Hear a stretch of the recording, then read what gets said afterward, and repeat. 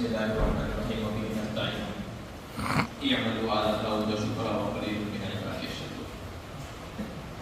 سب سے پہلے تو ہم ہمارا کا شکر بنا لائے اللہ تعالیٰ نے ہم سب کو ایک انوکھے انداز سے مجھے لگتا ہے کہ شاید اس ملک کی تاریخ میں ہزاروں اجلاس ہزاروں عنوانات سے ہوئے ہیں،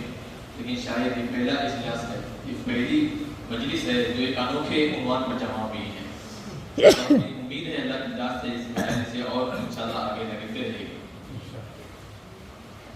سب سے پہلے تو میں آپ حضرات سے یہ بتانا چاہتا ہوں کہ جو آیت کریمہ کا ایک چھوٹا سا جز میں نے آپ کے سامنے پیش کیا، اس میں اللہ تعالیٰ دو باتوں کی طرف اشارہ کرتے ہیں اور آپ سب جانتے ہیں، ایک تو شکر عملی کی طرف اشارہ ہے اور دوسرا ہے ناشکری جو ہوتی ہے اس کی طرف۔ عزیز دوستو، میں آپ کو بتاتا چلوں کہ شکر جب کوئی نعمت ملتی ہے تو اس کے شکر بجا لانے کے 3 سے 4 طریقے ہوتے ہیں جو آپ جانتے ہیں۔ ایک تو زبانی شکر ہوتا ہے کہ جیسے کوئی آدمی ہمارے پر کوئی احسان کرے تو ہم اس کو جزاک اللہ خیرہ کہتے ہیں، تو شکریہ کا لفظ استعمال کرتے ہیں، یہ شکر لسانی ہوتا ہے۔ اور ایک ہوتا ہے شکر عملی۔ شکر عملی میں عزیز دوستوں، اللہ تعالیٰ نے جس شخص کے ذریعے ہمارے لیے کوئی نعمت کا انتظام کیا ہو تو اس نعمت کو صحیح استعمال کرنا یہ شکر عملی میں داخل ہوتا ہے۔ اس نعمت کا صحیح استعمال، جیسے جو مکانات دیے ہیں یہ تاریخی ہے، یہ لاتور کے اندر میں کہہ رہا ہوں بلکہ اس ملک کے اندر یہ تاریخی کارنامہ ہے جو حضرت مفتی عبدالواجد صاحب سے اللہ تعالیٰ نے لیا ہے اور ان کے جو ٹرسٹ کے ذریعے سے کیا گیا ہے۔ شاید ان کا مقصد بھی یہی ہے کہ اس دی ہوئی نعمت کا صحیح استعمال ہو۔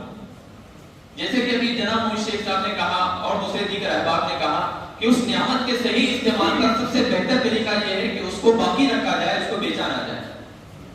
اس کو باقی رکھا جائے۔ اس کا سب سے بہترین شکر یہی ہے اور اس کا استعمال کیا جائے۔ اور دوسری بات میں اپنی ذات سے کہتا ہوں کہ جس شخص کو اللہ تعالیٰ نے ذریعہ بنایا ہے، ہم بظاہر دنیا میں اس کے لیے کچھ کر نہیں سکتے، تو اخروی طور پر میں آپ تمام حضرات سے، چاہے وہ مکاتب کے لائن سے جڑے ہو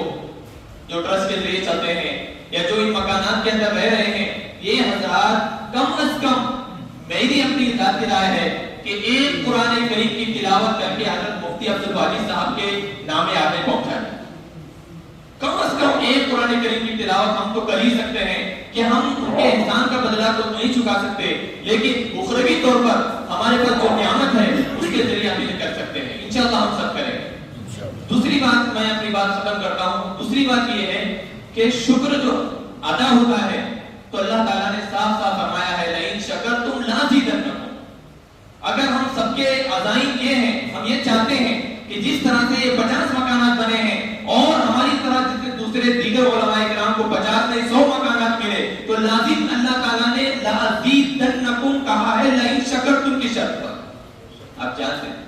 لئن شکرتم کی شرط ہے تو لازیدنکم ہے، اور انشاءاللہ ہم شکر بجا لائیں گے عملی اور لسانی تو انشاءاللہ لازیدنکم ہوگا، اور اللہ تعالیٰ حضرت مفتی عبدالواجد صاحب کے ذریعے سے 150 نہیں ہزاروں مکانات اور ہزاروں کام اور لیں گے۔ اور ایک آخری بات مجھے لگتا ہے کہ حضرت مفتی عبدالواجد صاحب نے یہ جو مکانات دیے ہیں، یہ جو سارے کام ہو رہے ہیں، وہ اکیلے نہیں کرنا چاہتے، وہ اور اپنے جیسے کھڑے ہونا چاہتے ہیں، کرنا چاہتے ہیں۔ وہ چاہتے ہیں کہ میں اکیلا نہیں، مجھ جیسے اور کھڑے ہو جائے۔